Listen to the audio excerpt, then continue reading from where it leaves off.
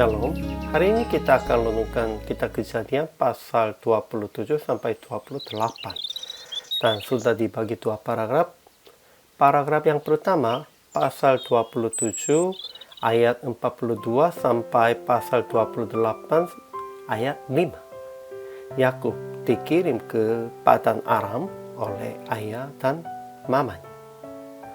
Paragraf yang kedua, pasal 28 ayat 6 sampai 9. Esau pergi kepada Ismail dan mengambil Mahalat, anak Ismail, menjadi istrinya.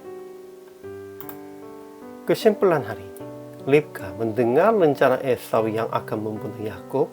Sebab itu dia berkata kepada Ishak bahwa mengirim Yakub ke Padan Aram untuk berkawin dengan anak perempuan Laban dan untuk menyelamatkan jiwa Yakubnya juga.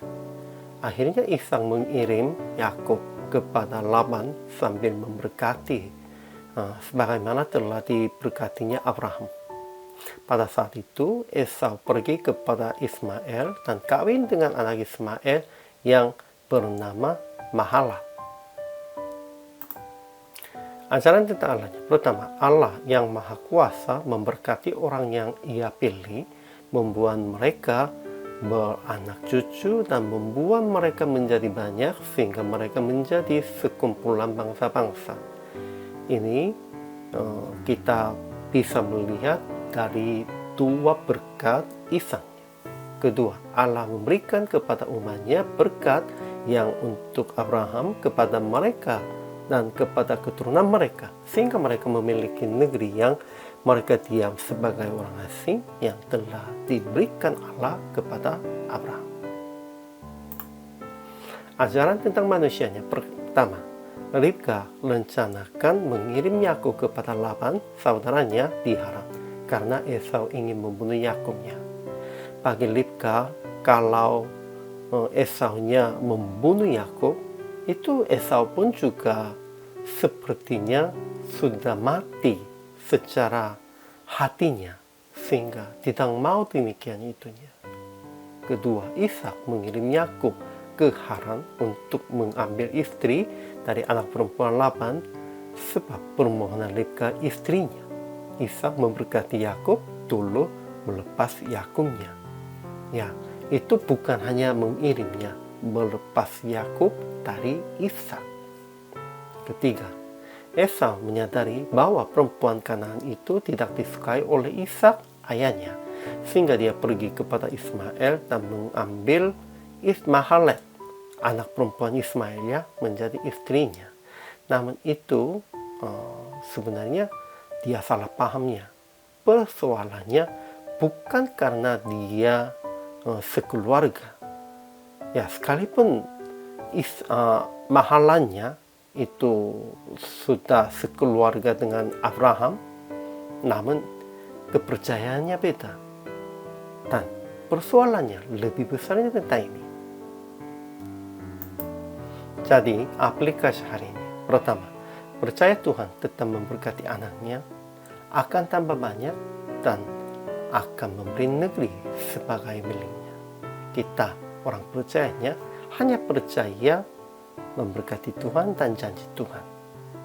Kedua, tetap mencari pasangan hidup di dalam saudara-saudari seiman. Pentingnya bukan sesuku atau bukan sebangsanya. Pentingnya harus beriman sama, seiman. Saudara-saudara seimannya harus mencari pasangannya di antara ini. Ketiga, melepas anak-anak secara jasmani dan anak-anak secara rohani juga supaya mereka menjadi dewasa di dalam Yesus. Sampai kapan akan melindunginya merekanya? Sampai kapan akan bersama dengan anak-anaknya? Tidak bolehnya. Kalau sudah dewasa, sekalipun tidak cukup dewasa pun, kita harus melepaskan anak-anak secara jasmani dan anak-anak secara rohani pun. Melalui ini, mereka akan menjadi lebih dewasa, lebih akan maju. Jadi, PR praktik hari ini, percaya Tuhan tetap menyertai dan memberkati Anda. dan anak-anak Anda. Dan melepas mereka supaya mereka menjadi dewasa di dalam hubungan dengan Yesus. Ya, kelihatannya bagi orang tua, sekalipun mereka sudah menjadi orang yang lebih tua dan lansia pun, bagi mata ayah dan ibunya mereka kelihatannya anak-anak.